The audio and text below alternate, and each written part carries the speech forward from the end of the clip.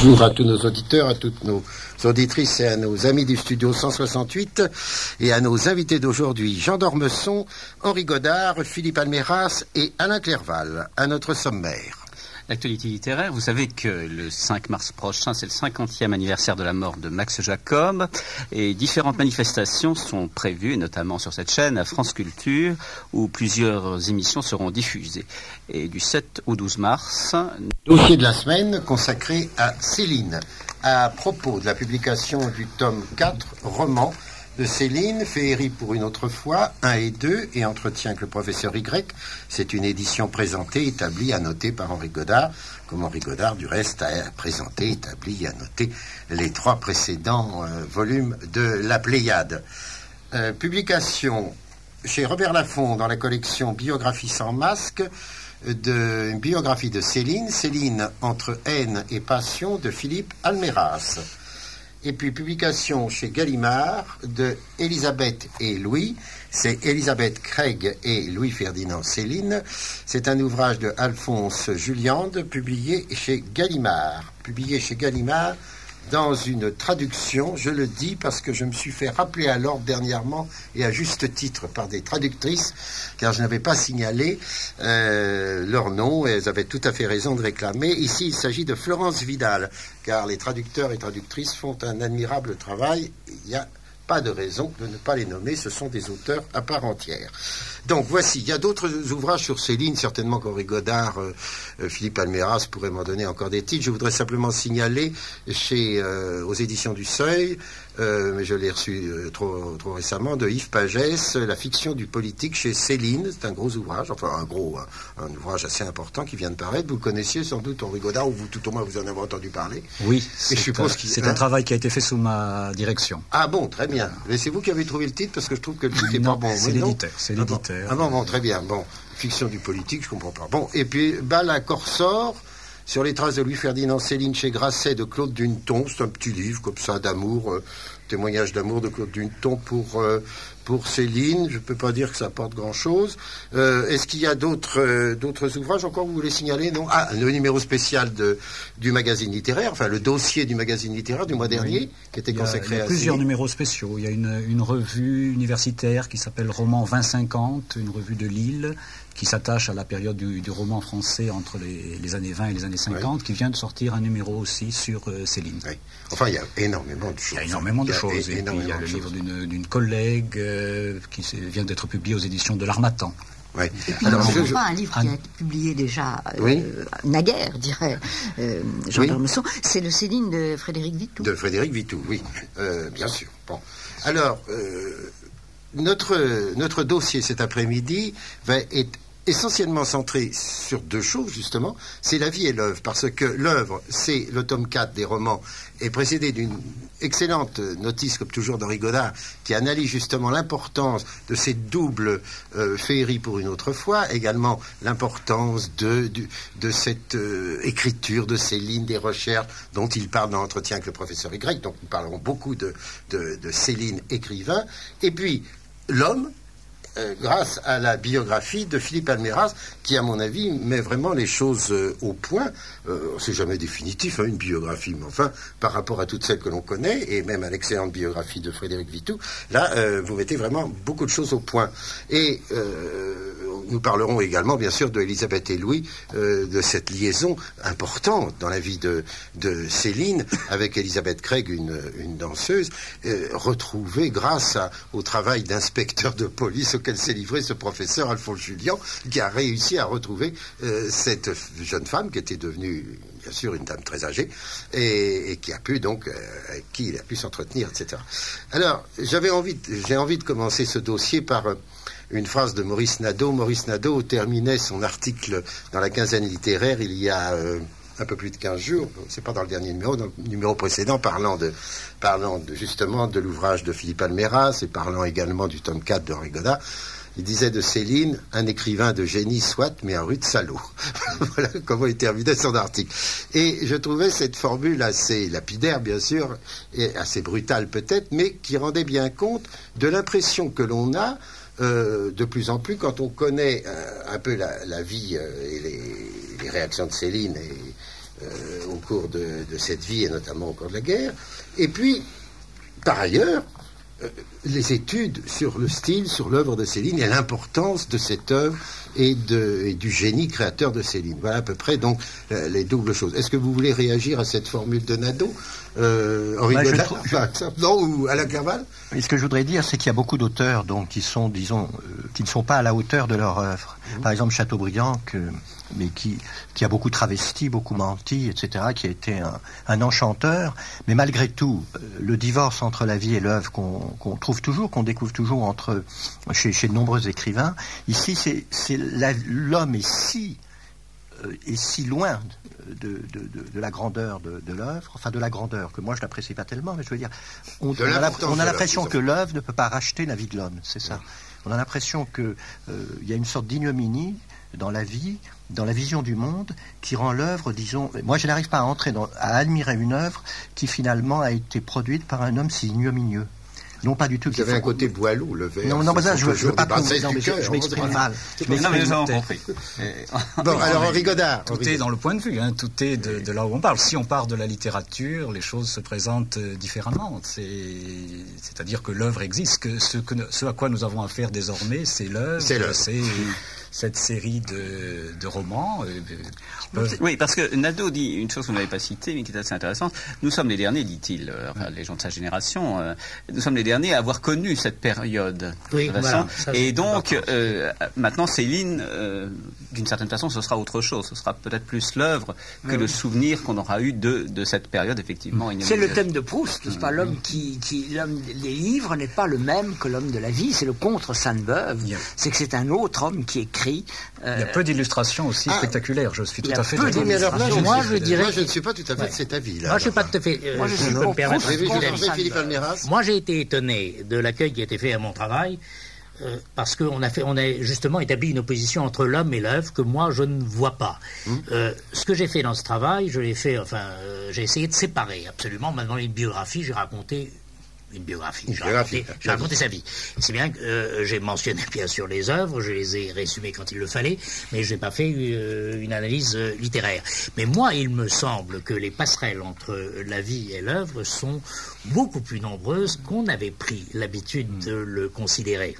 Moi, je trouve qu'il y a identification totale entre la vie et l'œuvre, parce que la vision du monde qui se reflète dans Voyage au bout de la nuit, dans tous les livres suivants, c'est une vision très noire, et on voit l'homme par le bas. Il y a un pessimisme systématique, et on a l'impression qu'il y a une rancune éternelle contre le genre humain qui se reflète tout au long de l'œuvre. Et parce que l'homme est fondamentalement un homme de rancune, de ressentiment, de médiocrité, et du reste il ne cesse, et tous les témoins, et notamment la conversation avec Elisabeth Craig, révèlent que l'homme a toujours... Et c'est ça qui est incompréhensible, c'est que finalement il n'a pas eu la vie si misérable qu'il a voulu faire croire. Ça c'est un point très intéressant dans votre livre, M. Alméras, c'est il avait pas mal d'argent. J'entends, tout à fait pas du début jusqu'à la fin. Du début jusqu'à la fin, oui. Non, mais nous ne savions pas ça. Moi, je le voyais comme une espèce on pouvait le savoir. J'ai fait, grâce à un employé de banque, une petite conversion. Ça paraît beaucoup mieux. C'est tout à fait intéressant. Et puis on s'aperçoit qu'effectivement... Et ce chantage permanent auprès de son éditeur. Au pauvre Gaston Gallimard. Mais il n'a pas été ruiné. Non. Bon, on va mettre un petit peu d'ordre dans tout ça, si vous voulez. Moi, j'aimais bien ces réactions épidermiques que vous avez tous les uns et les autres. On peut essayer de mettre un peu d'ordre. Comme je disais à Jean d'Ormesson à l'instant, que j'étais pas tout à fait de son avis sur la question de Proust disant du contre Sainte-Beuve, l'œuvre ne reflète pas la vie. C'est parce que il me semble tout de même que l'espèce de hargne manifestée dans l'œuvre de Céline se traduit assez dans sa vie et dans une vision très pessimiste qu'il a de la création du monde. Ça, il n'y a pas de doute. Il n'y a pas de doute. Et du reste, cela vient de, je ne sais pas de quoi, je veux dire, on n'accuse personne dans l'histoire, c'est une question de nature, c'est une question de... Il est fait comme ça, mais il est exact qu'il s'est toujours considéré comme pauvre, malheureux, persécuté, etc., alors qu'il est né dans une petite bourgeoisie, c'est plutôt une petite bourgeoisie très à l'aise. La preuve, c'est qu'il était dans une école privée, non pas à l'école communale. Qu'il a toujours connu au cours de sa vie des moyens de faire des études, de devenir médecin, de faire des voyages, et qu'il est parti au Danemark cousu d'or, littéralement. Donc, je veux dire qu'il n'a jamais connu ni la pauvreté, ni la misère. Henri Godard. Je suis bien d'accord. L'un des écrivains dont il est le plus proche, spirituellement, c'est Chateaubriand, qu'il admire le plus et dont il est le plus proche, sur lequel il a d'extrêmement belles pages. Et le cas, de la même manière, Chateaubriand a enjolivé sa vie, changé sa date de naissance, modifié un certain nombre de choses. Il est certain que sur ce terrain de la fidélité au réel, il n'y a pas beaucoup à attendre de Céline. Chateaubriand n'a jamais dit « je suis né peuple ». Oui, non. Oui, mais ça, justement... Chateaubriand est plus honorable dans sa vie. Oui, je ne vois pas d'ailleurs, entre parenthèses, pourquoi on pourrait verser au débit de Céline justement d'avoir dit « je ne suis des peuples ». Au fond, il avait besoin, pour sa création, justement de ce mensonge qu'il accumule, et il se fait une fiction de lui-même qui devient sa propre création. Oui, à partir de ce moment-là, je veux dire, qu'il soit né peuple, que la famille soit de petite bourgeoisie ou de toute petite bourgeoisie ou d'une prolétariat ou très riche, ça n'a aucune importance.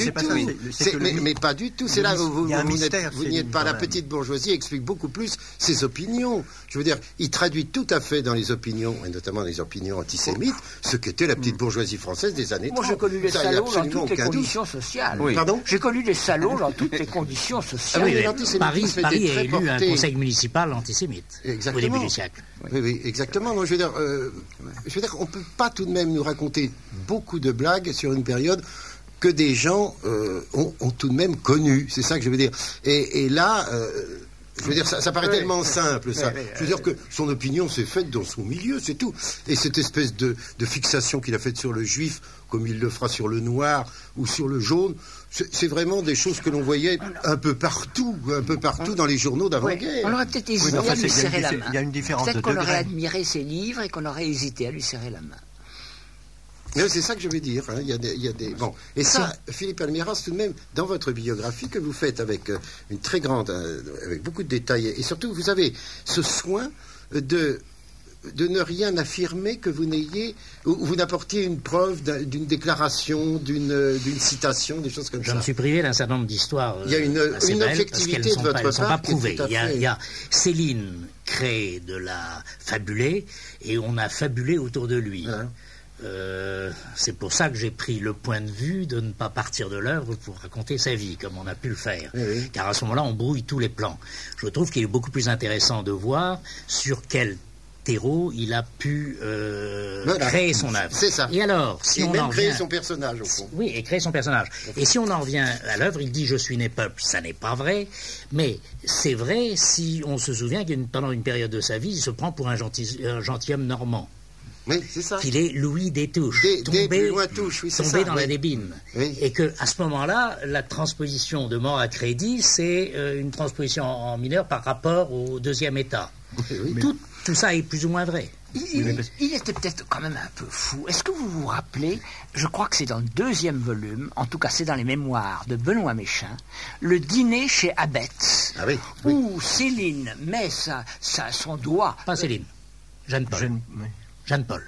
Elle met son doigt pour imiter la moustache. Je crois que c'est Jeanne-Paul. Vous pensez que c'est Céline? C'est le peintre Jeanne-Paul. Moi, je crois que c'est Jeanne-Paul. C'est Céline qui encourage Jeanne-Paul alors c'est Jeanne-Paul qui il me semble que c'était la spécialité de Jeanne-Paul. Céline l'encourage et Céline dit oui, Hitler n'a qu'une idée, c'est de sauver les Juifs. C'est pourquoi il les met dans des camps de concentration à l'écart des villes pour qu'ils ne soient pas bombardés. Enfin, quand même. Testis Nullius, c'est le seul témoignage de ce dîner. L'histoire de Benoît. Moi, je n'avais pas trouvé, c'est pour ça que je ne le raconte pas. Vous vous rappelez ce étonnant sous la plume de Benoît.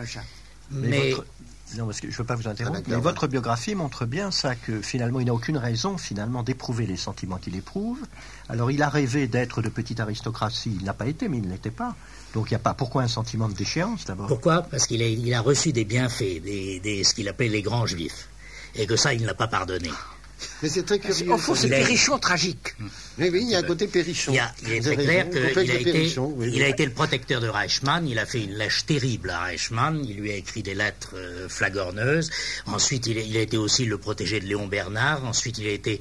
enfin, ça continue comme ça, y compris peut-être jusqu'au Danemark, où il aurait été mis en rapport avec le chef de la police, qui est devenu son protecteur au Danemark, par un médecin juif. Et donc, c'est une histoire histoire d'humiliation. Moi, il m'a semblé, alors ça c'est là où la biographie devient du roman, il m'a semblé que le ressort principal chez Céline, c'est l'orgueil. C'est l'orgueil, c'est un humilié, c'est un malade d'orgueil. Mais c'est curieux qu'un malade d'orgueil, à la fin, donne ce spectacle d'un Léoto hypochondriaque, malade, guignolesque, clown, misérabiliste. Non, je ne sais plus, on va l'écouter. Moi, je cite l'exemple de Chaudruc-Laclos que j'aime bien. Vous connaissez Chaudruc-Laclos? Non. Chaudruc-Laclos était quelqu'un qui, après la Restauration, jusqu'à 1830, se promenait dans le jardin des Tuileries avec une barbe qui ne coupait pas, des cheveux qui ne coupaient pas et des vêtements en loques. C'était un bourgeois de Bordeaux qui avait conspiré pour les Bourbons pendant la Révolution et que les Bourbons n'avaient pas remercié. Il punissait les Bourbons en venant se promener en loques devant son palais. Chateaubriand, au moins, s'habillait. Céline venait punissait la France. Il s'est montré. Il avait le million de Gallimard, il aurait pu prendre un bain. Lucette se baignait au premier étage, il pouvait se baigner, il pouvait se changer. Mais il ne le faisait pas pour montrer. Alors que Et dites-nous un peu qu'est-ce qu'a écrit ce Laclos, parce que c'est ça qui nous intéresse. Personnellement, c'est ça qui m'intéresserait, plutôt que de savoir. Il n'a rien écrit. Nous ne serions pas ici, on ne ferait pas un débat autour de Chaudruc-Laclos, qui est pourtant un personnage intéressant. Alors Henri Godard, qui veut prendre la parole, à juste titre d'ailleurs, puisque j'ai dit qu'on parlerait de l'œuvre. J'aimerais tout de même que vous me répondiez à cette question, Henri Godard. Est-ce que la vie n'interfère pas dans l'œuvre et le caractère de l'auteur n'interfère pas dans son œuvre? Alors déjà, ce sont deux choses différentes. La vie de toute évidence, puisqu'il prend la matière et il prend la vie comme matière première de sa propre création, hein, en transposant dans l'imaginaire, avec tout ce que ça peut comporter de cohérence, de mise en cohérence, d'unité, de force. C'est bien pour ça que c'est fort, c'est par rapport à l'éclatement d'une biographie. De caractère, vous savez, la psychologie, c'est une chose. Moi, je ne suis pas très psychologue de... Parlons des textes polémiques, justement. Oui. Parce que les textes polémiques, malgré tout, c'est bien la traduction, que l'on veuille ou non, d'une nature. Mais quels sont les textes polémiques? Oui. Parce que j'appelle Bagatelle pour un massacre, l'école des cadavres... Et Rigaudon, et le premier féerie. Oui. Oui, mais enfin... Ça, c'est une autre question. Il faut peut-être la réserver si nous ne voulons pas tout brouiller. Oui. Oui, alors là, c'est brouillé, c'est clarifié, c'est mettre un petit peu d'ordre. Oui. Qu'est-ce que vous en pensez, Henri Godard? Donc sur les textes polémiques, là, justement, il y a tout de même... De toute évidence, il y a un investissement, très fort d'une situation qui comprend beaucoup d'éléments de définition, sociologiques, psychologiques, etc. De la même manière qu'il y a un projet, il y a des relations avec le projet d'écriture. Qui a intitulé les pamphlets? Personne, ils ne sont pas intitulés. On s'y réfère toujours en disant les pamphlets. Vous avez annoncé tout à l'heure qu'il y aurait 4 tomes à la Pléiade et pas 5. Ce ne sont pas les œuvres complètes. Ça n'a jamais prétendu être les œuvres complètes. Si vous regardez, c'est intitulé roman. Et à mon avis, vous ne devriez pas dire Fontaine. Je dis roman. Il y a une définition par défaut. Céline a intitulé un certain nombre de ses écrits, des volumes publiés romans, y compris Féerie pour une autre fois, qu'il prend la peine de qualifier de roman dans le texte, l'avertissement liminaire et le texte, et il ne l'a pas fait pour les autres écrits. Alors par défaut, on est obligé de les qualifier d'une autre manière. Oui, c'est ça. Enfin, la véritable raison, c'est qu'en fait, on fait un embargo sur les pamphlets parce qu'on n'ose pas les publier. Oui. C'est pas une question Et vous les trouvez vous-même indignes de son œuvre. C'est pas une question d'oser, c'est une question qu'il y a une défense, il y a un veto. Mais oui. Qui est opposé par Madame Destouches à la republication de ces pamphlets, et que donc la question ne se pose pas. Est-ce qu'elle applique ce veto uniquement aux pamphlets? À quoi d'autre? Des correspondances, par exemple? Nullement. Vous êtes certain de ce que vous dites? Pas que je sache. Alors moi, ce que j'ai trouvé assez étonnant dans ce 4e volume, parce que ce 4e volume est très passionnant pour plusieurs raisons. Moi, je vais vous avouer mon inculture, je ne connaissais pas du tout Féerie pour une autre fois, 1 et 2, et ce sont 2 livres tout à fait extraordinaires dans la mesure où, et là, Henri Godard le dit très bien, c'est des livres quasiment sans sujet.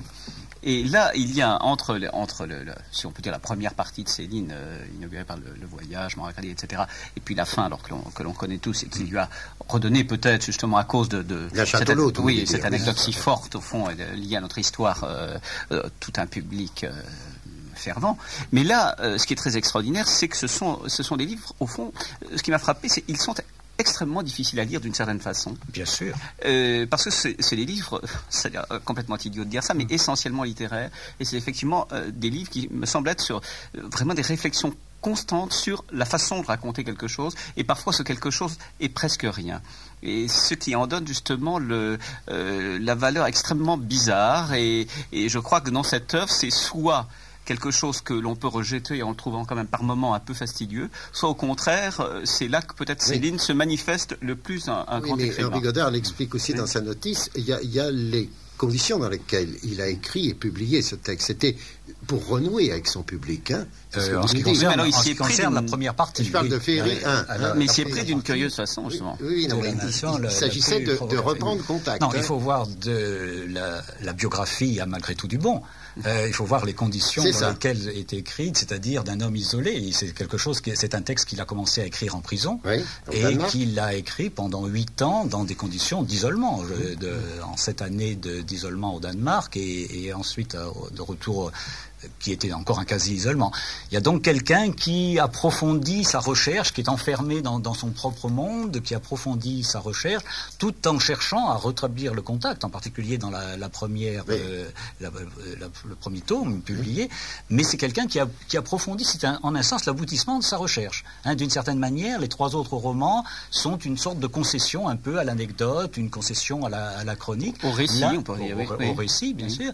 Là, c'est là qu'il va le plus loin, qu'il est, si on veut dire les choses, le plus joycien. C'est de ce côté-là que la recherche langagière de narration va le plus loin. Et en effet, comme le dit Christian Judicelli, du côté d'un amincissement du sujet. Puisqu'il finit dans cette seconde partie de Féerie pour une autre fois par consacrer 300 pages à un seul phénomène de vision de bombardement. C'est une espèce de tour de force, c'est une espèce d'exploit. Alors, bien sûr, il attend à ce moment-là de son lecteur qu'il le suive uniquement par la force, l'accroche du style, que le lecteur soit suffisamment sensible aux trouvailles de style au fur et à mesure c'est la dentelle jetée sur un vide. Et ça a quelque chose d'étonnant. Alors on peut en effet, ce sont des livres mal aimés, c'est pas pour rien qu'ils sortent les derniers, qui sont publiés les derniers dans cette collection, alors qu'ils ne sont pas les derniers chronologiquement. Il faut dire. Vous donnez d'ailleurs un dossier de presse de l'époque où on voit que les livres ont été accueillis de manière plus que fraîche. C'est du contenancé des époulés, son ami Poulet. Oui. Mais je crois que vous présentez, si je peux me permettre, mal l'intérêt du 4e tome. Ce qui est passionnant dedans, c'est que vous parlez de l'aboutissement là, mais ce qui est passionnant, et c'est le seul dossier qui concerne Céline, c'est que nous avons les 3 étapes. Nous avons le script qui est pratiquement un résumé biographique, et puis vous avez une première version, puis une deuxième, j'ai dit 3 étapes, ça en fait 4, je crois. C'est beaucoup plus. Bon, en tout cas, c'est le Céline Dentelle, c'est dû au surplace, c'est dû au confinement, et c'est dû aux contraintes historiques. C'est parce qu'il ne peut pas parler d'un certain nombre de choses, qu'il ne parle que de la cage d'escalier de l'immeuble secoué par le bombardement, qui n'est pas innocent. Céline est, avec Marcel Aimé dans Uranus, le seul auteur qui ait parlé des grands bombardements alliés sur la France et des 30 000 morts. Oui. Ça aussi, c'est pas innocent. Bien. Je parlais des textes publiés. Et non pas des versions. Je m'apprêtais à parler ensuite de l'aspect de dossier, de l'aspect de dossier génétique que les circonstances m'ont en effet permis d'établir et qui est unique puisqu'on ne connaît pas les versions antérieures aussi. Il faut dire aussi que c'est un livre à cause des circonstances biographiques qui est écrit, réécrit beaucoup plus dans une sorte de recherche au fur et à mesure et avec ce type de narration qu'il a adopté, auquel il a été porté petit à petit et qui atteint son degré le plus haut dans Féerie pour une autre fois, c'est-à-dire une narration dans laquelle celui qui est présent, c'est le narrateur, c'est celui qui est sur le devant de la scène, c'est le narrateur au moins autant que le récit qu'il fait. Et donc, il y a tout un travail sur le vif, un travail de mémoire, un travail de surgissement, de chevauchement qu'on ne comprend pas toujours. Des souvenirs, qui peut avoir, des aspects d'énigme. Le court-circuit est sans doute le meilleur mot, en C'est parce qu'il a fait, comme vous le dites, de reste en montrant les différents états, c'est parce qu'il a fait un effort. C'est un homme qui, toute sa vie, finalement, a métamorphosé, travesti, brouillé les pistes, maquillé c'est vrai, tout transformé. Notre procureur a pris la parole. C'est pas un procureur, non? C'est pas de la procureur. Je suis ravi de ne pas l'être. Non, je suis pas procureur. Non, mais c'est vrai, c'est assez juste ce que vous dites. Dans les textes critiques, c'est ce que vous ne cessez de montrer en montrant les états divers, enfin les différents. Oui. Est-ce que les états divers sont surtout des modifications stylistiques? Nullement, non. Ou est-ce que c'est des modifications non. de fond et d'appréciation? Il y a une sorte de dynamique interne.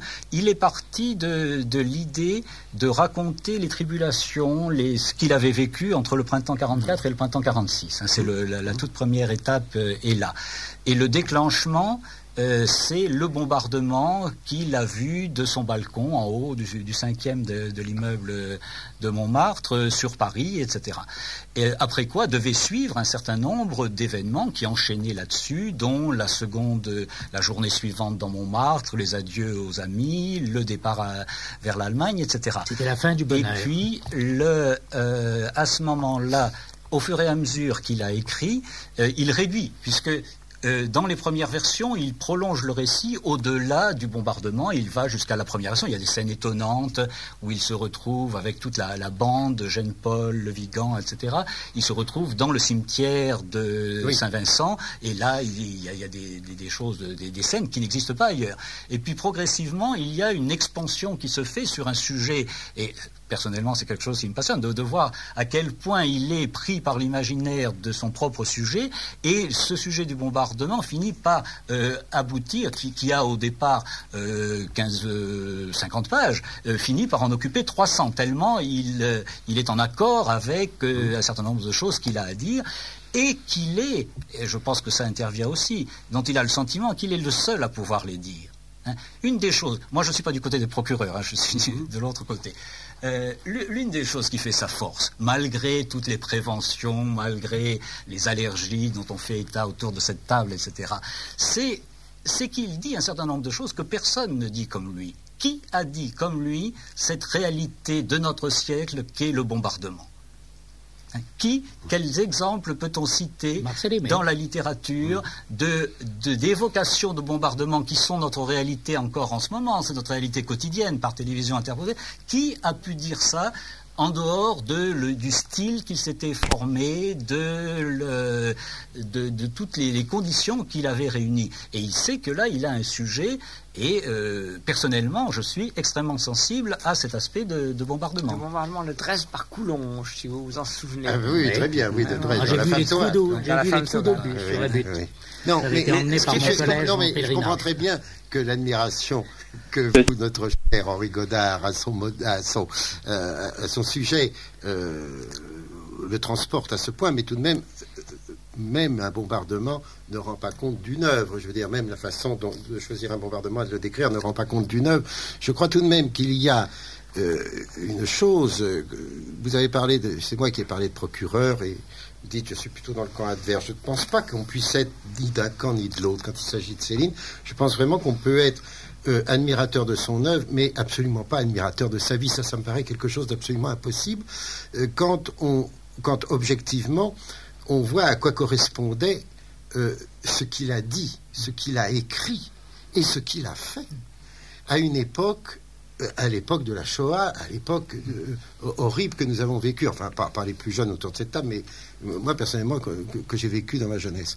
Et donc, il est absolument impossible, moi je ne peux pas lire ces passages-là, et notamment ce célèbre passage où, je l'avais déjà lu dans un autre livre, je crois que c'est celui de Gibault sans doute, où il a écrit à propos de Desnos, montrez votre photo de face et de profil, quand on pense que Desnos est mort dans un camp, non pas à cause de cette lettre, mais tout de même il l'a dit, et il l'a fait, Céline, n'est-ce pas? Il a apostrophé Desnos et il l'a traité de juif, et il savait ce que ça voulait dire en 1943 de traiter quelqu'un de juif. C'est les 41. C'est tout de même honteux. 41. Oui, ben c'est pareil. C'est pareil.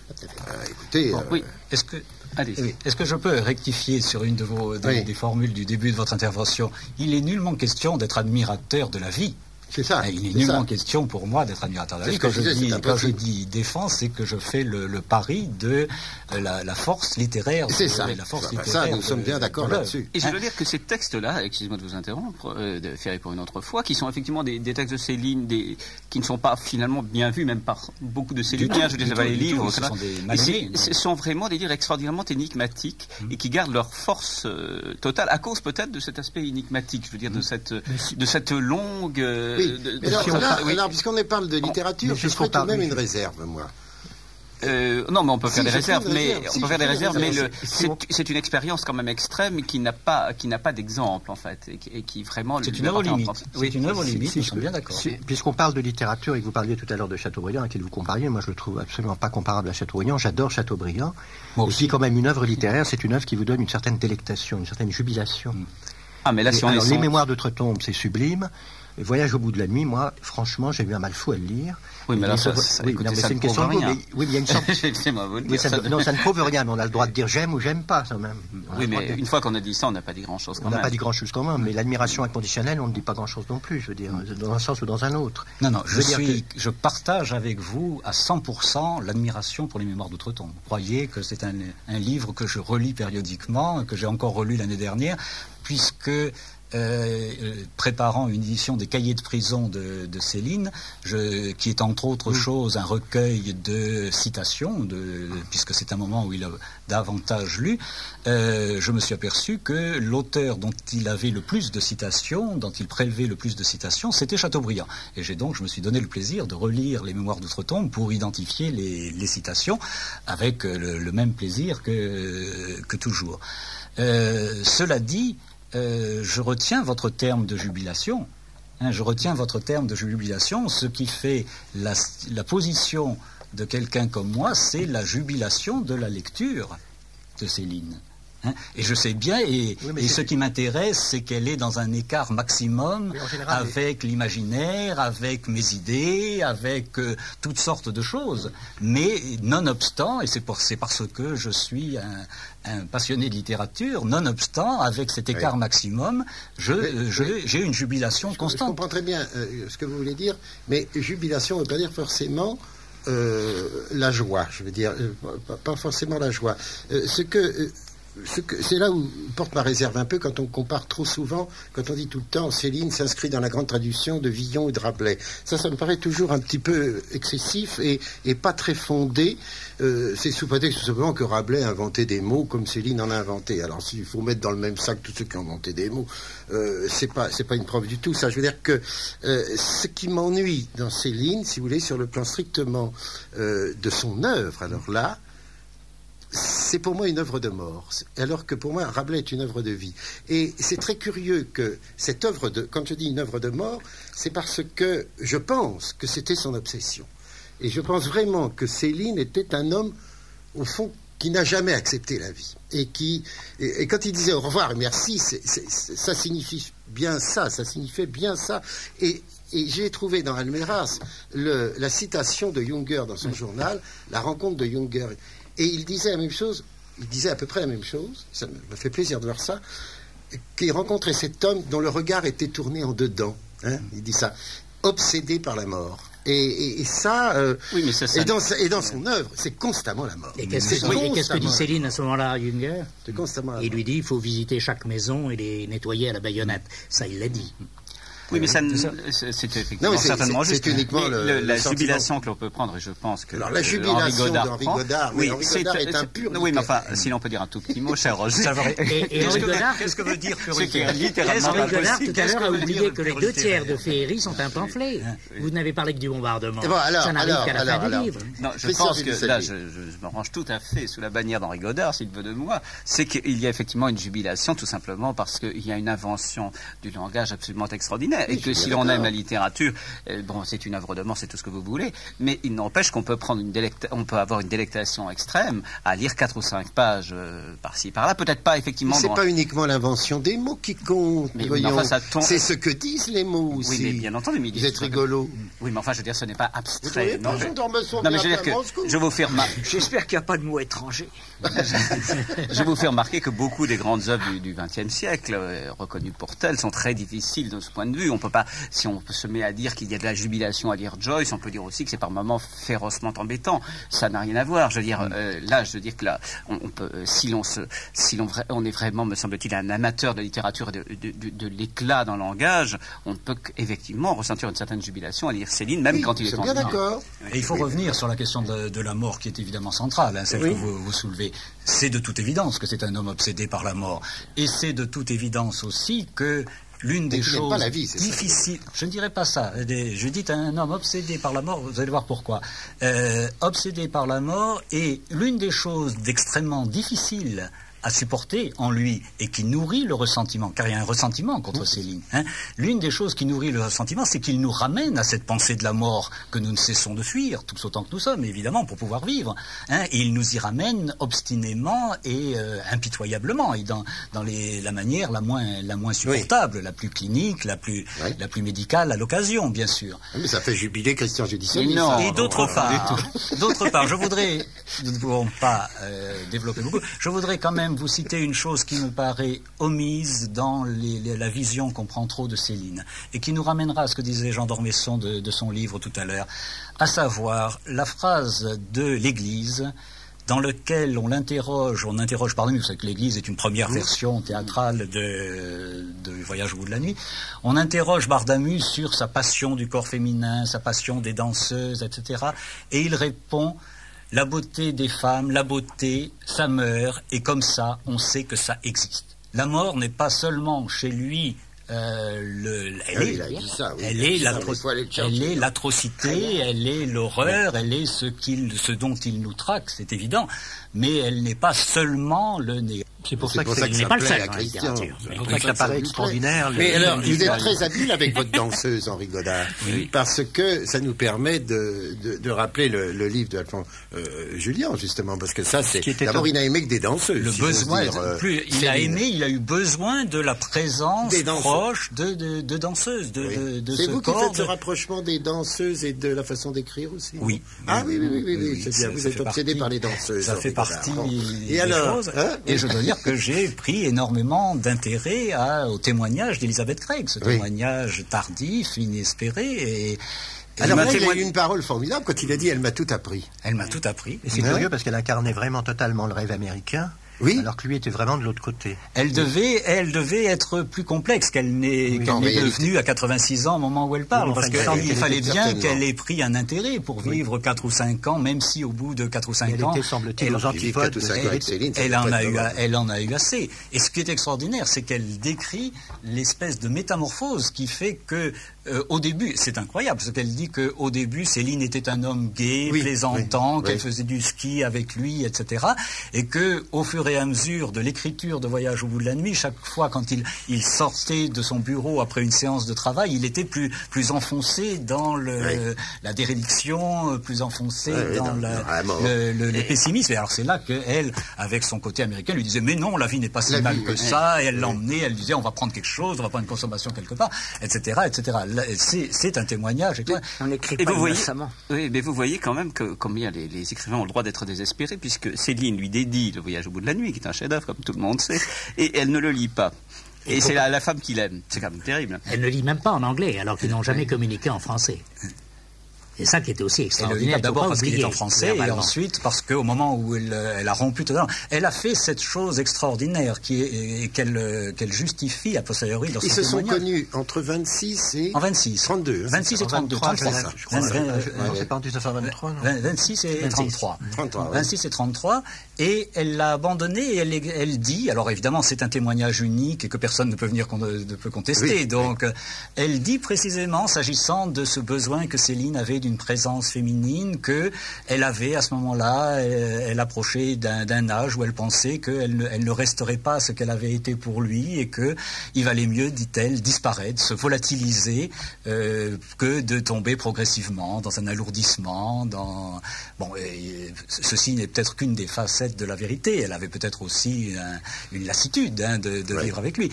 Mais enfin, ça fait quelque chose d'étonnant. Cette lassitude se manifeste au moment où il est connu, ce qui est quand même très curieux. Elle a patienté 7 ans.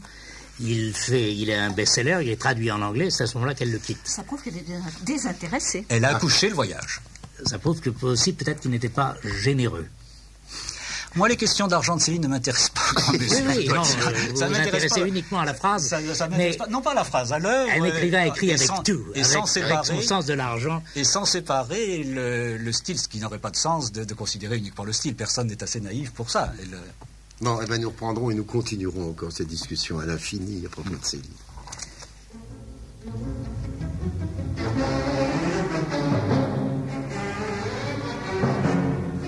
Ainsi se termine aujourd'hui notre émission de Lettres ouvertes que nous avons préparée avec la collaboration d'Evelyne Schlimberger et de Jean-Paul Orne. Pascal Dupont et Vincent René ont assuré la bonne diffusion technique de l'émission, réalisation Didier Lagarde. Nous avons reçu aujourd'hui Jean d'Ormesson, Philippe Alméras, Alain Clerval, Henri Godard. Les livres dont nous avons parlé: La douane de mer, le roman de Jean d'Ormesson est publié chez Gallimard. Les romans de Céline, tome 4, à la bibliothèque La Pléiade, c'est l'édition d'Henri Godard. Céline, entre haine et passion, la biographie de Philippe Alméras, publiée chez Robert Laffont. Elisabeth et Louis, d'Alphonse Juillian, chez Gallimard. Lettres ouvertes étaient préparées et animées par Roger Vrigny. Et Christian Judicelli qui vous dit au revoir, vous souhaite de passer une bonne semaine et vous donne rendez-vous mercredi prochain, 9 mars. Nos invités Dominique Rollin et Christine Jordi, c'est notre dossier Drame et passion de l'enfance avec Bernard Chambage, Jean-Philippe Arouvigno, Diane de Margerie qui nous parlera du livre de Tanizaki. Une bonne semaine, à mercredi.